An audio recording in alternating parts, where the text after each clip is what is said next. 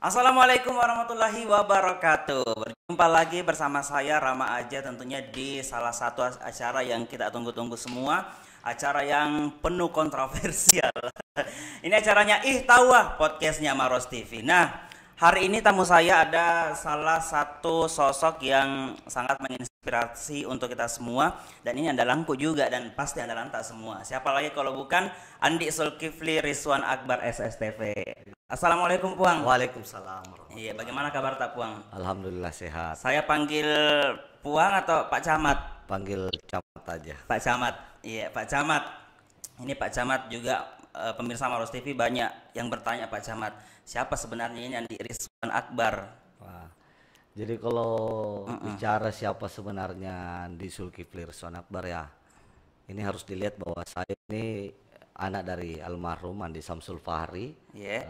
dan ibu Haji Andi Nurlina Witiri. Iya. Nah, kami bersaudara ya.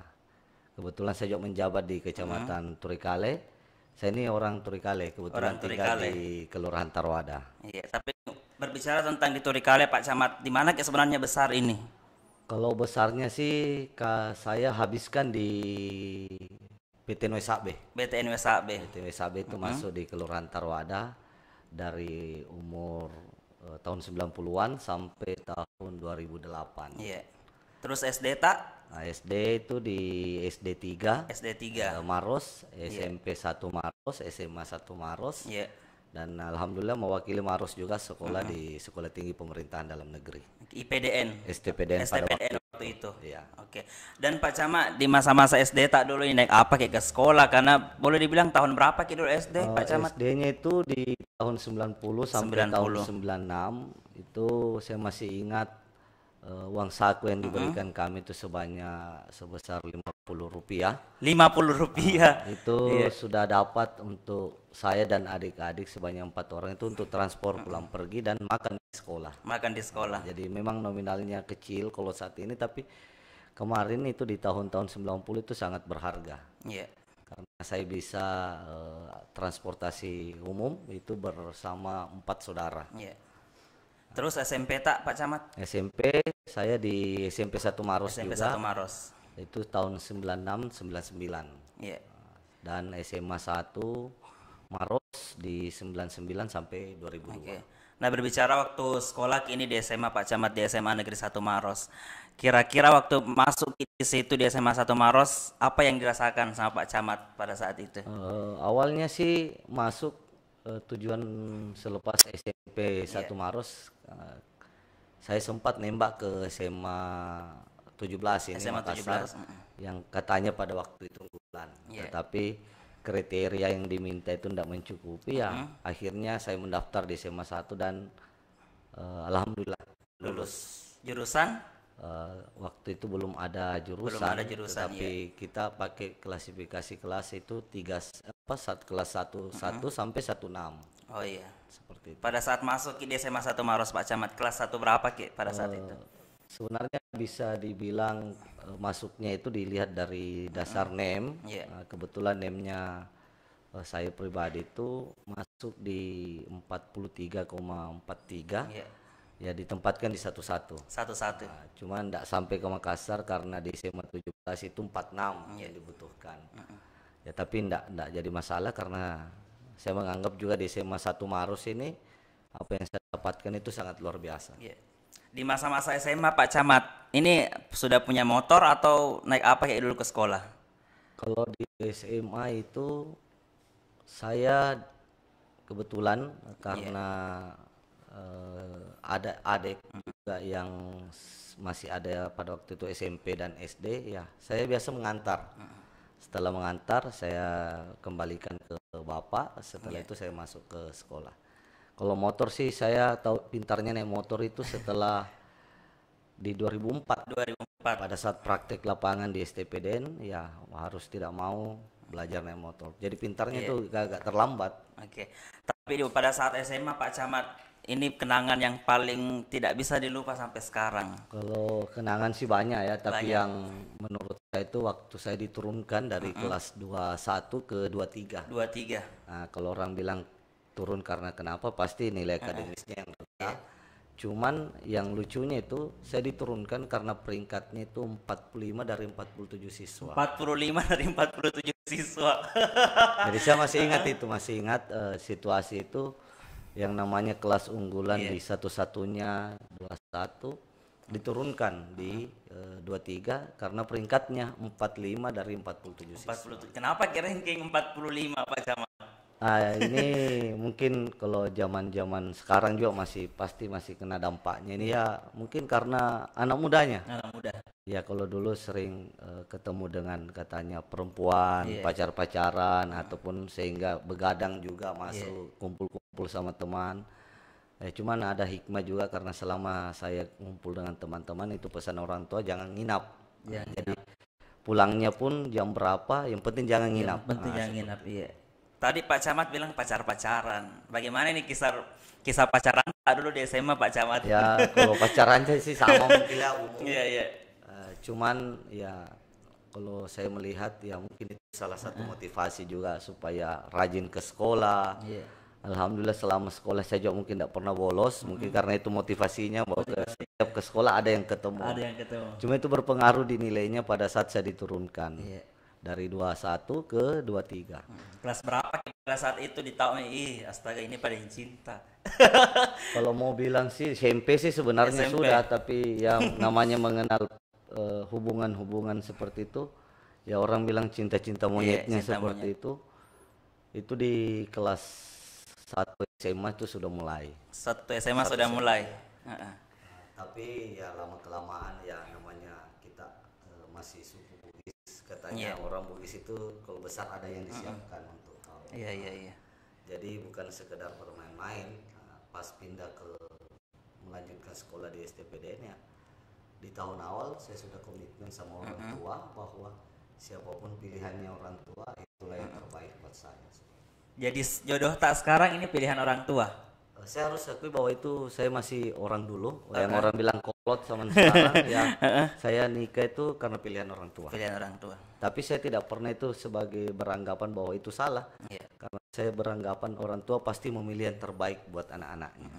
Tapi pada saat SMA Pak Camat ini tidak mengingat Pak Camat ranking 45. Ini apakah persoalan percintaan memang berpengaruh betul Pak Camat pada saat itu? Enggak berpengaruh banget sih, cuman Iya. kayaknya di teman kelas saya dulu itu lebih pintar memang dari saya. Lebih pintar Jadi memang. seleksi alamnya itu di kelas 11 Iya.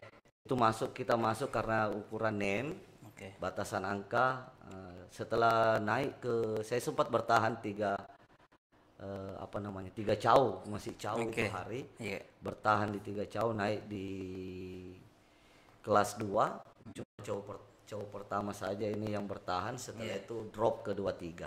23. Nah, tapi turunnya juga enggak, ya artinya tidak memalukan bagaimana, cuman pada saat turun alhamdulillah seumur umur saya dapat itu pernah juga ranking 1 di kelas 23 itu. 23. Jadi pas diturunkan ternyata potensinya muncul, kata gurunya seperti itu. Iya. Kemudian Pak Camat pada saat SMA organisasi tak apa saja Pak Camat? Nah ini saya sudah ulang berapa kali pada kesempatan di beberapa tempat juga. Saya ini kemungkinan orang melihat saya ini tidak pernah masuk dalam suatu organisasi. Oke. Jadi orang bilang pengalaman itu ya saya berawalnya pada saat menduduki suatu jabatan, saya melihat potensi-potensi bahwa ternyata tanpa organisasi ini kita tidak memiliki pemahaman yang bagus, tidak bisa mengatur, tidak bisa mendapatkan ilmu manajerial. Karena mengatur sesuatu itu butuh pengalaman dan ilmunya. Iya. Ilmunya mungkin dapat di sekolah-sekolah tapi pengalamannya yang kurang. Nah, ini sekarang alhamdulillah kami melihat potensi itu. Ya saya sering sosialisasi juga bahwa organisasi itu adalah salah satu pondasi dasar buat anak muda sekarang untuk mengembangkan potensi-potensinya.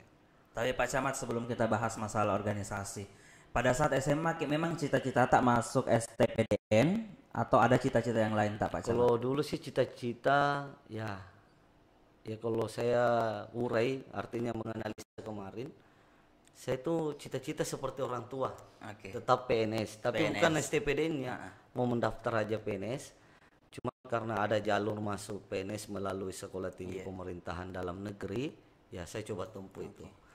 Nah, Tapi pendaftarannya ini duluan mendaftar Unhas. Mungkin saya juga ini orang kalau mendaftar kebanyakan tidak lulus. Iya, iya. Saya sudah tembak Unhas, Umi tidak lulus juga.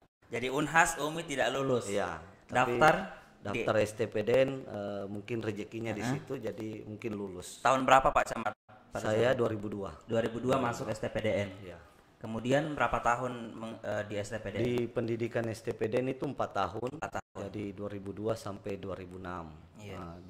Karena pada zamannya kami itu di STPDN, kami ini pegawai pusat yang ditempatkan di daerah ya dengan kode NIP itu 010. Iya. Nanti setelah regulasi baru masuk terkait NIP-nya ini, kami kembali ke jadi pegawai daerah. Iya. Tapi Pak Camat pada saat masuk STPDN ini apa bilang orang tua tak Pak Camat pada saat itu? Sebenarnya masuk STPDN itu awalnya ngeri-ngeri juga karena saat mendaftar sudah dengar katanya nanti ada pukul-pukul, ada yang namanya ospek ini. Betul. Ini sebenarnya terbebani juga. Cuman orang tua pesan ya jangan kasih malu-malu. Jadi masuk situ ya dapat kabar, melihat situasi juga di kampus.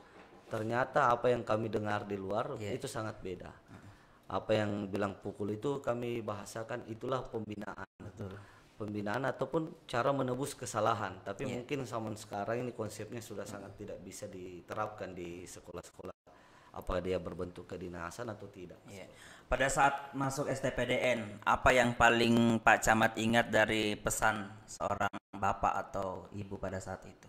Pesan orang tua itu saya tuangkan dalam laporan akhir saya. Di orang tua itu menyampaikan sebelum kau kenal lingkungan luar, dan artinya berkenalan dengan orang lain, kenali dulu dirimu. Karena kau tidak akan bisa menjelaskan siapa dirimu kalau kau tidak tahu dalam hatimu. Nah, ini saya dapat ternyata ada di pelajaran waktu saya ambil magister manajemen saya di dosen filsuf, itu memang mengenal potensi diri itu harus digali sebelum kita keluar. Seperti itu. Dan pada saat di sekolah STPDN yang paling berkesan Pak Camat? Kalau berkesannya sebenarnya banyak sih, cuman ya saya ambil beberapa poin. Ini kalau biasanya kan kita sekolahnya di Makassar, di Jakarta ya mungkin sesama dari suku Makassar. Di STPDN ini ada seluruh provinsi itu memiliki perwakilan. Jadi kami juga tidak melihat bagaimana, tapi kami beranggapan setiap berangkat keluar pasti ada teman. Di setiap kabupaten kota di seluruh wilayah Republik Indonesia ini ada anak STPDN. Inilah yang mungkin ikatan emosional yang kami dapatkan dan menjadi pengalaman yang mungkin tidak bisa kami bandingkan dengan yang lain. Kalau pengalaman yang lucu-lucu Pak Camat di STPDN? Kalau lucu-lucunya ini ada yang namanya bir STPDN, ada namanya bubur STPDN, ada juga mandinya 2 jari. Mandinya 2 jari. Bagaimana itu mandi 2 jari? Kalau mandi 2 jari ini yang mungkin sebenarnya kebanyakan orang biasa lakukan, cuma nggak tahu itu cuma pakai menyentuhkan 2 jari aja ke tangan, ke air, terus mengusap mata, itu selesai. Mandi 2 jari. Bisa kira-kira ombak mandi 2 jari. Terus Pak Camat. Kalau bubur STPDN ini mungkin agak-agak ini rata-rata kebanyakan kita itu kalau sekolah kan biasanya ngemil malam. Nah, di STPDN itu tidak diperbolehkan. Jadi pada saat pemeriksaan sidak, ditemukan makanan ini dikumpulkan jadi satu. Nah, maka jadilah bubur STPDN. Ini makanya sama-sama. Di STPDN itu menggunakan konsep satu yang berbuat semua kena. Tapi sembunyi-sembunyi pada saat itu makan. Kalau sebelum di sidak itu makannya sembunyi-sembunyi. Kalau setelah sidak ya makannya rame-rame. Pernah tidak kedapatan makan pada saat itu? Kalau kedapatan saya rasa hampir semua di lulusan STPDN itu pernah merasakan kedapatan. Cuma dengan mungkin rasa-rasa yang berbeda. Ada yang kedapatannya mungkin kesalahan-kesalahan fatal. Kalau yang sebagian mungkin kedapatan karena kesalahan orang lain. Seperti itu. Jadi orang yang berbuat bisa juga kita tanggung. Apa yang dia dapat kita juga dapatkan. Sekarang umur Pak Camat berapa tahun? Kalau saya kelahiran 84. 84. Alhamdulillah tahun ini sudah 37 tahun. 37 tahun. masih muda ternyata. Tepuk tangan dulu, 37 tahun. Pak Camat di usia 37 tahun. Ini luar biasa tampannya. Bagaimana pada saat SMA Ki dulu? Memang sudah gagah Ki atau bagaimana? Kalau ada yang bilang gagah itu dari lahirnya. Dari lahir. Cuman kalau berewokannya seperti ini ya mungkin pada SMA, SD itu saya sudah memiliki kumis. Iya. Jadi kumis ini cuman pada saat masuk STPDN ini harus bersih.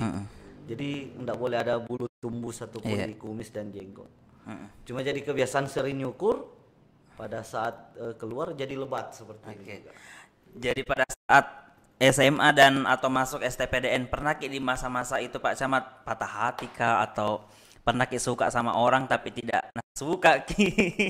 Kalau masalah itu ya mungkin ini juga menjadi cerita di hidup bahwa alhamdulillah belum pernah dipatah hatikan. Jadi Pak Camat ini belum pernah patah hati? Ya karena selama ini pada saat pacaran ya saya selepas pacaran ini tidak pernah ada kata putus. Iya. Tapi menjalin hubungan sebagai saudara. Saudara. Jadi siapapun itu yang pernah dekat, ya, saya tetap menganggap dia saudara saya. Jadi tidak patah hatinya sih orang bilang kalau putus pasti ada, tapi saya putusnya ndak putus kayak pacaran zaman sekarang yang blokir nomor. Nah ini komunikasi tetap jalan seperti itu. Tapi pernah Ki merasa gelisah kah karena ada orang disuka lantas tidak bisa Ki dapat Ki misalnya Pak Camat?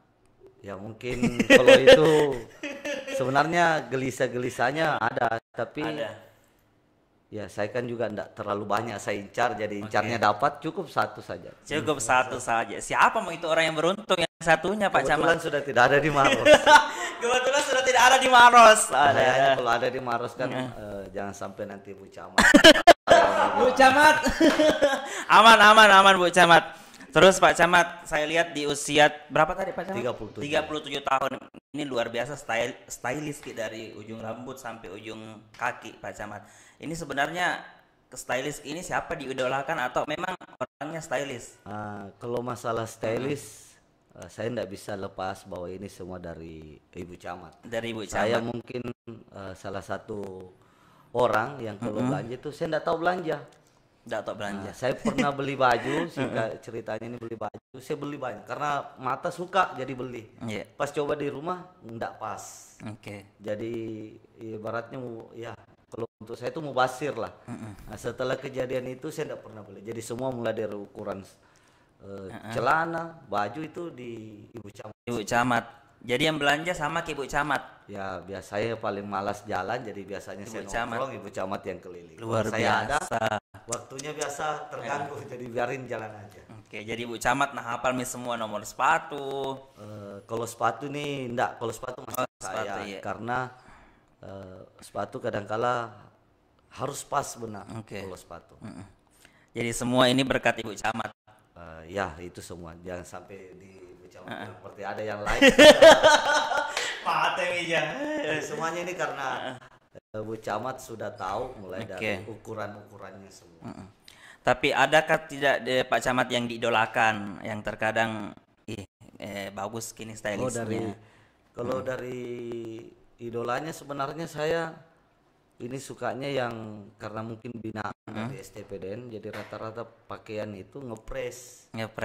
Iya. Jadi selama 4 tahun di Bina ini pakai pakaian yang mungkin celana pun longgar sedikit itu aneh ya, tapi sekarang kalau slim fit itu merasa nyaman seperti itu. Terus Pak Camat dari STPDN kemana pada saat setelah STPDN? STPDN ini kami karena memang dikembalikan kami yang utusan daerah Kabupaten Maros ya, kami kembali bertugas. Berapa orang pada saat itu Pak Camat dari kami Maros? Ada 8 orang. 8 orang itu STPDN yang tahun 2002 ikut. Selesainya bersamaan, alhamdulillah bersamaan 2006 selesai semua. Jadi tidak ada yang tertinggal, berangkat sama-sama, pulangnya juga sama-sama. 8 orang itu? 8 orang. Kemudian 8 orang ke Maros semua? Pada waktu 2006 itu memang kami ada komitmen dengan pemerintah bahwa namanya pindah ke tempat atau kampung itu diperbolehkan, tetapi kami punya angkatan ini ada komitmen minimal kami mengabdi dulu untuk Maros. Mengabdi dulu. Selama 4 tahun sesuai dengan apa yang telah diperbuat Kabupaten Maros ke kita. Nah, kebetulan lepas 5 tahun ada beberapa saya punya teman itu sudah pindah di provinsi karena memang orang tuanya tinggal di Makassar. Tapi pada waktu dia mendaftar orang tuanya masih pegawai Maros. Pegawai Maros. Iya. Jadi setelah TPDN langsung jadi Saya ditempatkan di 2006 itu di Kelurahan Tarwada. jadi lurah pada saat Enggak, saya itu menjadi itu. Staff 2006, Ya. 2007 dia diamanahkan menjadi kepala seksi pemerintahan di Kelurahan Petua Dae. Ya. 2009 itu diamanahkan menjadi lurah Kelurahan Palangtikang. 2011 pindah ke Kelurahan Banyu sebagai lurah juga. 2013 awal Januari sampai bulan 5 saya masuk sebagai kasubag program Bapeda. Iya. Setelah itu keluar lagi menjadi lurah Petua Dae sampai 2015. 2015 saya diamanahkan lagi ke sekretaris camat Moncong Loe. Iya. Itu selama 2 tahun juga. 2 tahun. Dan saya kemudian pindah lagi ke Kecamatan Lauk sebagai sekretaris. Jadi awal karirnya Pak Camat sebagai PNS itu sebagai staf kelurahan. Ya, staf kelurahan itu di situ kita tahu bahwa segala sesuatu tidak langsung berada di atas. Iya. Terus jadi camat pada saat Camatnya tahun itu sekitar 2019 di Kecamatan Maros Baru. Jadi awal mulanya Pak Camat ini jadi camat itu di Maros Baru. Di Maros Baru. Tahun 2019. 2019. Berapa tahun Pak Camat di Maros Baru? Termasuk singkat, Iya. enggak sampai setahunan, cuma 11 bulan berapa hari gitulah. Iya. Kemudian Bergeser ke Kecamatan Turikale sampai sekarang. Kecamatan Turikale sampai sekarang. Ya, sudah masuk tahun kedua lah di Iya. Kecamatan Turikale. Dari banyak yang telah dilalui Pak Camat dari staf kelurahan, kemudian sampai sekarang camat, bagaimana ini yang dirasakan Pak Camat? Kalau dirasakan ya mungkin karena job saya ini kebanyakan di wilayah. Iya. Yang pertama yang membuat sensasinya itu waktu berdiri di podium masjid. Podium masjid. Nah, ini kadang-kala biasa jadi pegawai kalau mau diukur kecakapannya kasih berdiri di podium masjid. Itu saya rasakan di Kelurahan Palantikan 2019. Iya. Di masjid di lingkungan Pangkajene. Di situ serasa gempa bumi tapi cuma lutut yang serasa bergetar. gempa bumi. Lututnya yang bergetar. Oke. Karena pengalaman pertama kayak Iya. itu saya bilang tadi, mungkin backgroundnya saya ini tidak ada organisasi. Oke. Untuk tampil depan umum mungkin awal-awalnya di 2009 itu groginya luar biasa. Iya. Terus Pak Camat pada saat ini naik ke podium, apa di pikiran ini Pak Camat pertama kali? Kalau terkait bicara di podiumnya, memang saya harus lihat sebagai kapasitas saya. Iya. Jadi kita bicara itu terkait apa sebenarnya keinginan pemerintah yang perlu disampaikan di masyarakat. Oke. Nah, jadi penyampaian itu berupa informasi-informasi yang memang betul-betul untuk masyarakat. Untuk masyarakat. Ya. Ini berbicara tentang untuk masyarakat Pak Camat. Ini karena saya ini dengar juga dari luar, Pak Camat ini semenjak juga di Maros Baru ini dekat dengan warga, dekat dengan masyarakat. Kenapa mesti harus selalu dekat dengan masyarakat Pak Camat? Sebenarnya dekatnya itu kita ibaratkan suatu pembelajaran. Karena untuk mengetahui apa yang terjadi di bawah, kalau pegawai itu kan berupa bentuk laporan saja. Laporan ini kan bisa saja di multitafsirkan. Jadi caranya mungkin mengetahui secara detail itu ya mungkin konsepnya biasa kami pakai itu cuma nongkrong, ngopi-ngopi, mungkin sharing-sharing seperti itu. Tapi ada hal-hal yang penting karena yang kami lakukan itu mendekatkan sebagai keluarga. Jadi saya pengalaman di Maros Baru, jam 1 malam pun kalau saya ketok-ketok rumah, biasanya saya bilang saya lapar. Nah, biasanya dikasih makan. Itu pengalaman yang mungkin agak susah diulang kembali karena ya, kami beranggapan bahwa apa yang telah kami lakukan itu selain tujuan pemerintah, ya kami jadikan sebagai suatu keluarga besar. Oke. Jadi yang masyarakatnya ini Pak Camat dianggap sebagai keluarga. Iya. Oke. Terus apakah ada kendala Pak Camat selama berada di lingkungan masyarakat? Alhamdulillah kalau kendala sih saya sangat bersyukur karena aktivitas saya itu disupport oleh istri. Jadi biasanya kan ya kalau bilang biasa bahasa sekarang, cepat kau pulang, telepon istrimu. Nah, alhamdulillah istri saya itu memberikan support yang luar biasa. kadangkala saya sama-sama sampai tengah malam untuk Iya. sekedar menghadiri undangan-undangan dari masyarakat. Nah, tetapi kehadiran istri juga ini, Ibu Camat juga ini kadangkala membuat perbedaannya seperti ini. Biasanya kita ceritanya ya jujur-jujur, ada Ibu Camat ya mungkin dibatas-batasi dulu. Ibaratnya jangan sampai rahasia terbongkar. Jangan sampai rahasia terbongkar. Oke Pak Camat, dari sekian banyak aktivitas tak dengan masyarakat, kemudian aktivitas di kecamatan juga yang begitu padat, sebenarnya apa hobi tak Pak Camat? Nah, kalau hobi sebenarnya saya tuh senang melihara ikan. Memelihara ikan. Melihara ikan karena kalau ikan ini biasanya membuat meluangkan waktu, Iya. menghilangkan kejenuhan, mungkin beban pikiran juga. Nah, cuman pernah kejadian ikan yang saya pelihara itu karena ya wilayah rumah tinggal saya sekarang itu daerah air ya hilang. Iya. Sampai sekarang saya belum tidak lanjuti lagi. Kalau hobi-hobi lain sih ada. Nah, saya itu salah satu penggemar kebudayaan. Saya juga termasuk salah satu orang yang memiliki benda-benda atau peninggalan-peninggalan yang mungkin cukup banyak. Dari besi-besi dan batu-batu yang dulu pernah heboh-hebohnya. Ini batu-batu, besi juga. Nah, ini ada. Artinya saya senang untuk melestarikan hal-hal tersebut. Oke, tapi sebelum kita bongkar ini sisi lainnya Pak Camat, kita akan break sejenak.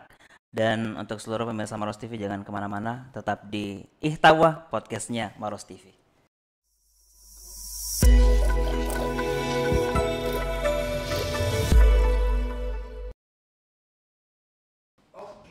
Oke, kembali lagi bersama saya Rama Aja dan Pak Camat. Nah, kita lanjut Pak Camat, berbicara banyak tentang Pak Camat. Kemudian Pak Camat semenjak jadi camat, ini apa sebenarnya ini yang mau dilakukan Pak Camat? Sebenarnya ya kalau implementasi tugas itu kan sudah ada. Tupoksi kita memberikan pelayanan yang terbaik. Saya pernah mengikuti salah satu pelatihan di tahun 2015 itu memang dibutuhkan suatu inovasi, improvisasi dalam pelaksanaan penjabaran tugas-tugas ataupun tugas pokok kita. Nah, di situ saya menyusun laporan terkait bagaimana pelayanan ini sesimpel-simpelnya. Jadi tidak ada lagi pelayanan yang gambarannya harus ke sini dulu baru selesai. Jadi laporan yang saya buat itu saya klasifikasikan layanan menjadi beberapa bagian. Alhamdulillah itu sudah diterapkan. Muncullah di struktur organisasi Kabupaten Maros itu terkait seksi pelayanan di tingkat kecamatan.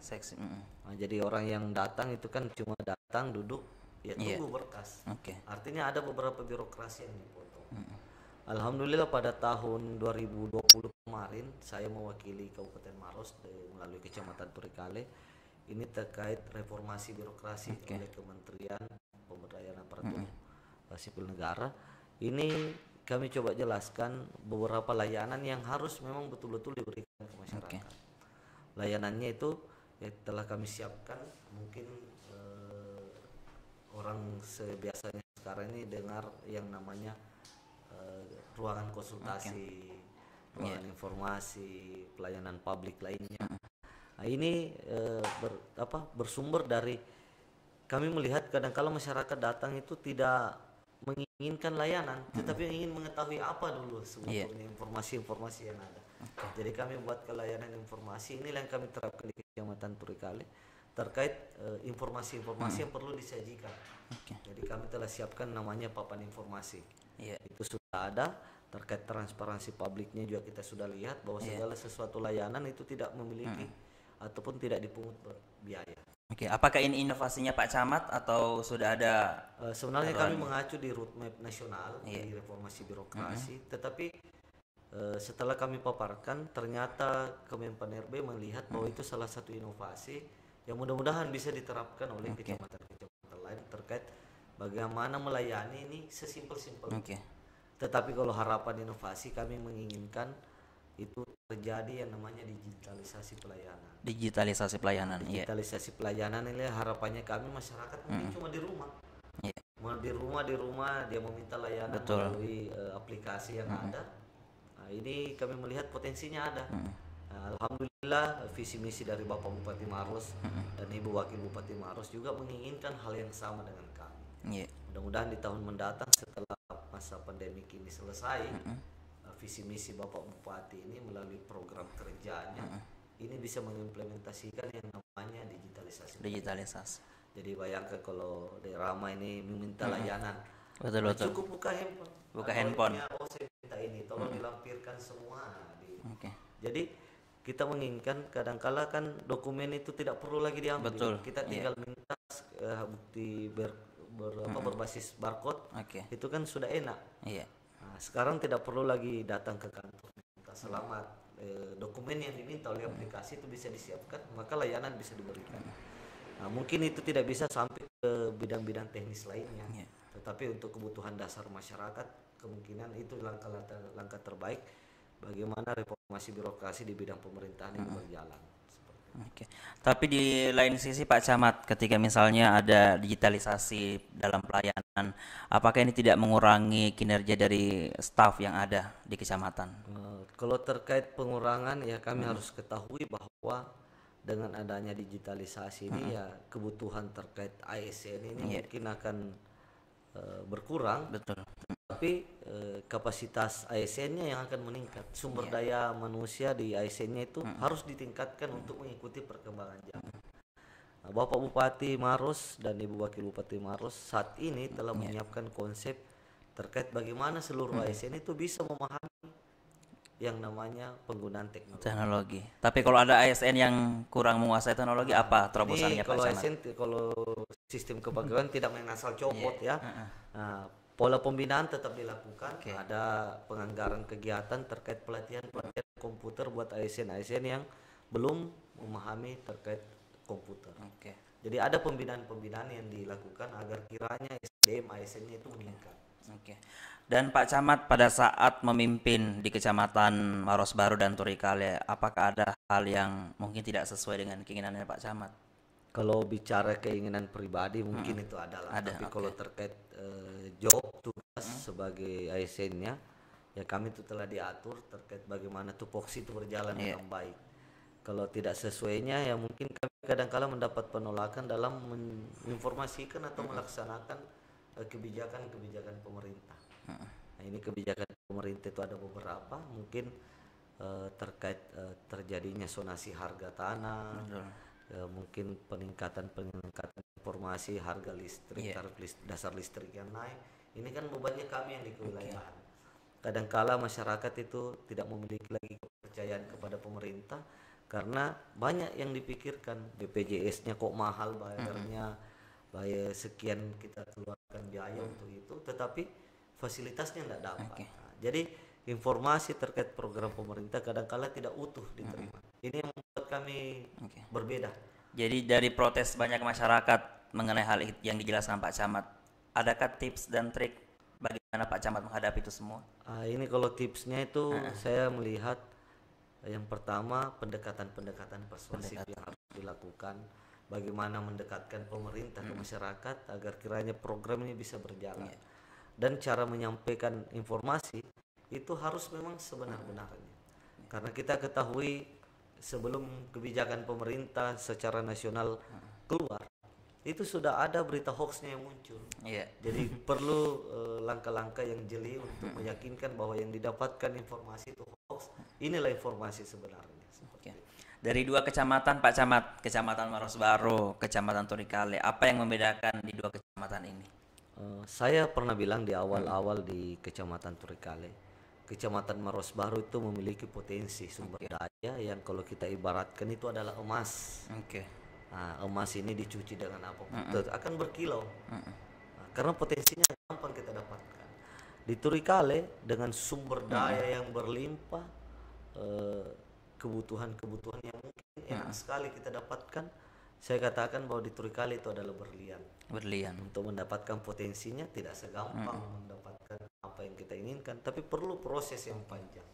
Jadi jabatan di Turikale bukan diukur dalam masa waktu singkat kita bisa berhasil, tapi ada mungkin beberapa periode waktu untuk melihat konsistensi pemerintah dalam menjalankan tugasnya di situ. Dari sisi kemasyarakatan Pak Camat, masyarakat Maros Baru, apa yang membedakan masyarakat Maros Baru dengan masyarakat Turikale? Di Maros Baru mungkin karena pola kearifan lokalnya yang masih kental. Iya. Di Turikale ada juga, tetapi secara keseluruhan itu sangat berbeda. Sangat berbeda karena hampir sebagian besar masyarakat kami di Kecamatan Turikale ini adalah pekerja. Jadi interaksi atau interaksi sosialnya ini mungkin kurang. Tetapi pada dasarnya sama kalau misalkan sudah kenal. Betul. Tetapi yang jadi masalah kalau kita belum kenal dengan masyarakatnya, untuk mendekatkan itu agak mungkin memakan waktu. Tapi pernahkah Pak Camat di Maros Baru atau di Turikale menghadapi masyarakat yang tanda kutip susah untuk didekati Pak Camat? Selama ini alhamdulillah yang kami dapatkan susah-susahnya itu pasti ada lah, tetapi kebanyakan ini terkait kebijakan-kebijakan pemerintah. Ya namanya pro dan kontra ada. Nah, tugasnya lah kami hadir bagaimana kiranya pemerintah bisa memberikan informasi yang baik sehingga masyarakat yang kontra terhadap pemerintah ini bisa melihat bahwa ternyata kami dapat dasar informasinya yang salah. Kalau yang seperti itu kadang-kala pendekatannya ya biasa kami panggil minum kopi, minum kopi. Karena saya pernah panggil salah satu kepemudaan yang memang dia pelopor kontra dengan pemerintah, berarti bukan pronya. Saya panggil, ternyata selama ini dia dapat informasi tidak sesuai dengan apa yang kami sampaikan. Setelah kami tarik masuk, ternyata dia sudah bisa menjelaskan bahwa ternyata mengurus kebijakan itu seperti ini. Tidak langsung bahwa seperti ini ada prosesnya. Iya. Dan Pak Camat di 2 kecamatan yang pernah Bapak pimpin, ini apakah pernah ada konflik Pak Camat? Kalau konflik itu pasti ada. Pasti ada. Konfliknya itu antara kami di level pimpinan dengan jajaran itu pasti ada. Cuman itu bukan konflik mendasar ataupun mengganggu pelaksanaan penyelenggaraan. Konfliknya ini mungkin karena kadangkala sumber daya yang tidak memenuhi kriteria. Misalkan ada laporan yang harus disusun secara format, ini yang tidak terlaksana dengan baik. Konfliknya ya biasa. Kalau kok gitu cara kerjanya. Cuma kalau hal-hal konflik yang lain mungkin secara organisasi itu belum, ya mudah-mudahan tidak ada lagi. Kalau konflik di masyarakat dan Pak Camat harus terlibat, ini pernahkah Pak Camat? Ini pernah. Kalau konflik itu terkait kebijakan pemerintah, ini harga pembebasan ganti rugi jalur kereta api. Bagaimana Pak Camat pada saat itu meredam konflik itu? Konflik ini saya berpikirnya di dua sisi, antara sisi satunya sebagai pemerintah, di sisi satunya sebagai masyarakat. Kejadiannya itu pada saat di Maros Baru, pada saat tahap awal pembebasan lahan kereta api, ini jalurnya yang dibebaskan. Beda di Turikale sekarang ini konsepnya stasiun, jadi yang dibebaskan stasiunnya, deponya dan balai asa. Di kereta api Maros Baru itu jalur. Dengan konfliknya itu saya cuma bisa bilang harga tanah cuma dihargai sebanyak 2 ekor ikan bulu. Artinya kalau kita nominalkan sekitar 38-40 ribuan harga tanah per meter. Ini konflik yang berkepanjangan, ditambah berita-berita yang kurang benar, sehingga kami juga nih takut. Namanya pemerintah itu pasti takutnya ada. Takutnya ternyata salah menjalankan kebijakan ataupun salah terhadap masyarakatnya. Bahkan saya pernah bilang sama tim apresial, Bapak mungkin enak menilai, selepas menilai selesai tugas pindah. Kami ini Pak di sini terus. Bahkan saya bilang saya ini orang Maros Baru. Cuma kami tahu aturannya bahwa nilai yang diterapkan oleh apresial itu nggak bisa diganggu-gugat dan dilindungi oleh undang-undang. Jadi kami mendekatkan pola-pola, ya kami kasih haknya masyarakat. Tidak setuju, Bapak ini berhak untuk menolak. Ajukan permohonan ke pengadilan bahwa saya menolak. Itu bisa dilakukan. Dan Bapak siapkan bukti-bukti supaya harga tanah Bapak itu bisa dinilai lebih. Seperti itu. Dan Pak Camat, kita beralih ke pembahasan karena terkait Maros dan mungkin di wilayah yang lain juga terkena dampak dari COVID, Pak Camat. Ini bagaimana Pak Camat menghadapi COVID-19? Kalau COVID-19 ini mungkin saya bicara terkait tugas kami juga. Yang pertama mungkin ya ini kan sudah jelas pemerintah sudah menyiapkan yang namanya satuan tugas COVID-19 atau Satgas COVID-19 di tingkat kabupaten. yang diturunkan ke 14 kecamatan. Iya. Alhamdulillah kami menjabarkan Satgas ini sebagai membentuk satuan yang memang bukan dari pegawai, Iya. tetapi dari relawan-relawan. Nah, disinilah kami ambil ada dari OKP, Karang Taruna, KNPI, Pramuka, yang menjadi relawannya kami. Itu tingkat kecamatan. Tingkat kecamatan. Ditambah kearifan lokal yang ada di kelurahan yang kami tunjuk sebagai relawan kelurahan. Itu ada kalau di Kelurahan Petodai ada itu Oimaros. Oke. Yang kami libatkan untuk membantu membackup Satgas yang telah kami bentuk. Iya.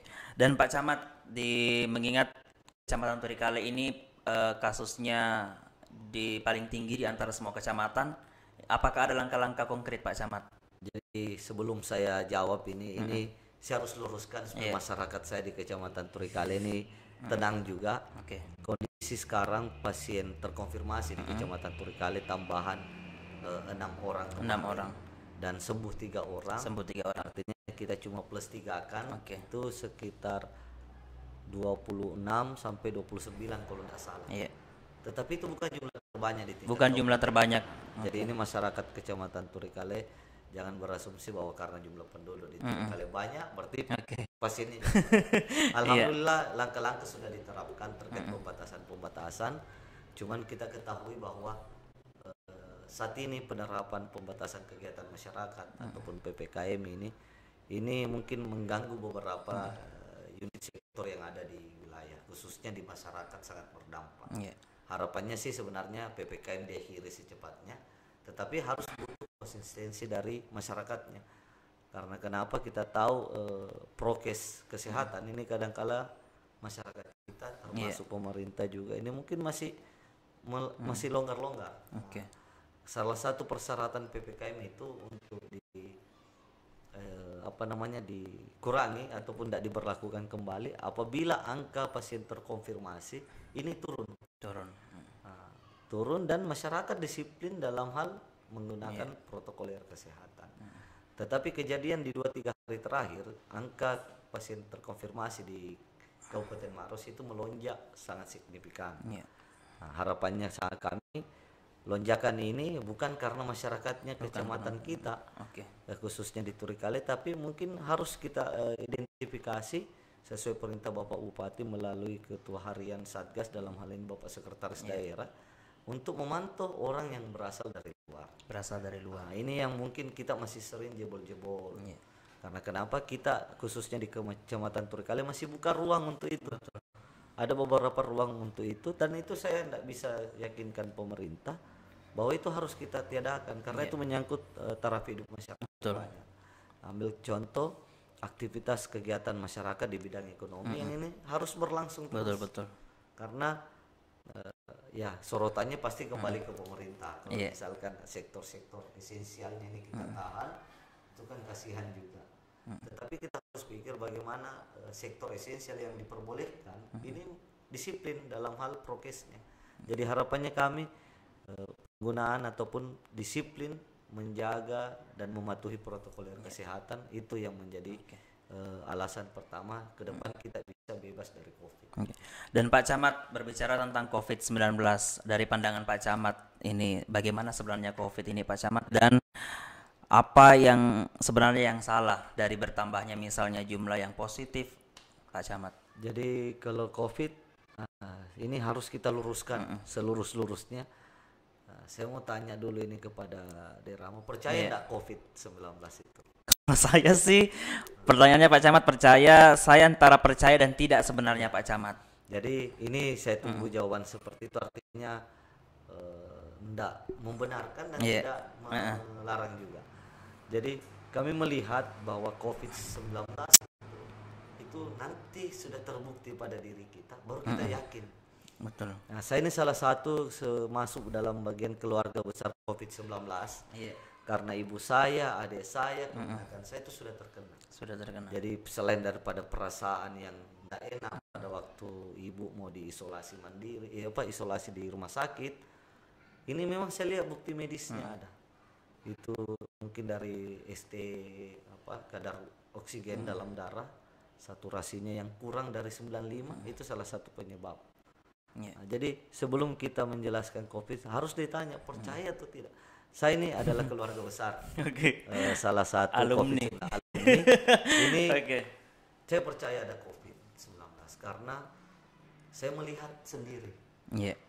Cuman sekarang langkah-langkah yang harus kita lakukan ini untuk mengurangi ataupun meniadakan yang namanya COVID-19 di Kabupaten Maros, khususnya di Kecamatan Turikali.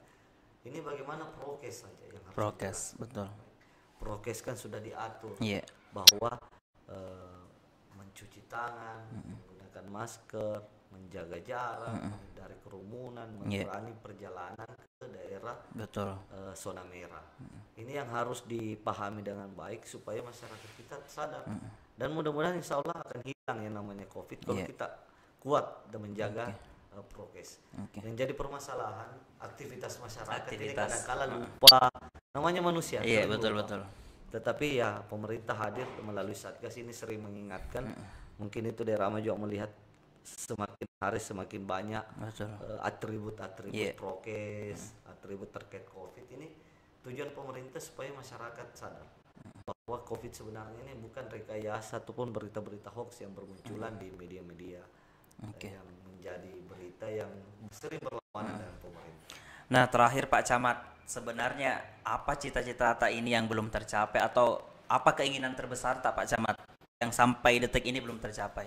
Kalau keinginan terbesar sebenarnya kalau dari sisi tugas ya, saya itu yang saya sampaikan tadi, saya ini melihat dari konsep pelayanan pemerintah, mudah-mudahan saya tidak bicara sebagai camat, ini pribadi sebagai masyarakat Kabupaten Maros. Saya ingin merasakan yang namanya layanan itu sesimpel mungkin. Saya mungkin di rumah saya mau butuh kartu keluarga, tinggal mendaftar, registrasi atau bagaimana modelnya nanti melalui aplikasi, saya terima file dalam bentuk barcode-nya. Nah, kebutuhan saya ini bisa diproses di tempat lain tanpa saya harus ke situ. Itu kalau pribadi. Kalau terkait tugas ya kami harus bilang bahwa kami sadar bahwa kebutuhan sumber daya manusia itu di ASN mungkin perlu ditingkatkan. Tapi programnya Pak Bupati melalui visi dan misinya itu sudah jelas, Maros sejahtera, religius dan berdaya saing. Di berdaya saing ini kami ambil bahwa ASN pun harus terlibat. Maka dibukalah di penjabaran visi misi Bapak Bupati itu ada namanya peningkatan sumber daya manusia. Peningkatan sumber daya manusianya ini kami asumsikan ASN. Nah, saya sendiri harus perlu ikut seperti itu. Kenapa? Bidang keilmuan dari hari ke hari itu semakin besar. Jadi mungkin banyak informasi yang harus kami dapatkan. Dan terakhir sekali ini Pak Camat, mungkin ada pesannya Pak Camat untuk masyarakat Maros terkhusus anak muda yang menyaksikan Maros TV Pak Camat. Kalau untuk pesan-pesan kepada ya kalau sekarang ibu-ibunya pemuda milenial. Nah, saya cuma bisa berpesan bahwa pemerintah hadir di tengah-tengah pemuda itu untuk menyiapkan jalan ke masa depan kepada seluruh pemuda dan pemudi khususnya di Kabupaten Maros. Nah, izinkan kami bekerja memungut penghalang-penghalang itu sehingga pemuda milenial ini bisa sampai di tujuan. Nah, artinya silakan tingkatkan potensi dan kemampuan, siapkan karya-karya yang terbaik. Nah, karena kami dari pemerintah siap memberikan backup sebesar-besarnya. Mungkin itu saja. Untuk masyarakat Maros di era pandemi, Pak Camat. Ini masyarakat Maros, kami sadar bahwa ada beberapa kebijakan yang mungkin menjadi penghalang aktivitas masyarakat, tapi pemerintah melihat hal-hal tersebut untuk masyarakat juga agar kiranya jangan sampai kita melihat potensi daripada COVID ini sederhana sekali. Harapannya kami tetap beraktivitas sesuai dengan yang telah diatur oleh aturan dan selalu mematuhi protokol kesehatan. Nah, luar biasa. Tepuk tangan dulu untuk Pak Camat yang hari ini hadir. Tentunya terima kasih sekali lagi Pak Camat Andi Zulkifli Rizwan Akbar SSTP yang tentunya hadir di siang hari ini. Tentunya banyak sekali pelajaran yang bisa kita petik pastinya. Pak Camat mau dengar saya mau dengar dulu Pak Camat bilang ihtawa podcastnya Maros TV. Ihtawa podcastnya Maros. Luar biasa, sekali lagi tepuk tangan untuk Pak Camat. Dan sekali lagi terima kasih, dan untuk seluruh masyarakat Maros jangan lupa untuk subscribe dan pastinya like serta komen di kolom komentar di laman YouTube dan Facebook kami di Maros TV. Terima kasih, jangan lupa terus patuhi protokol kesehatan untuk menjaga kesehatan kita semua. Terima kasih. Assalamualaikum warahmatullahi wabarakatuh. Waalaikumsalam.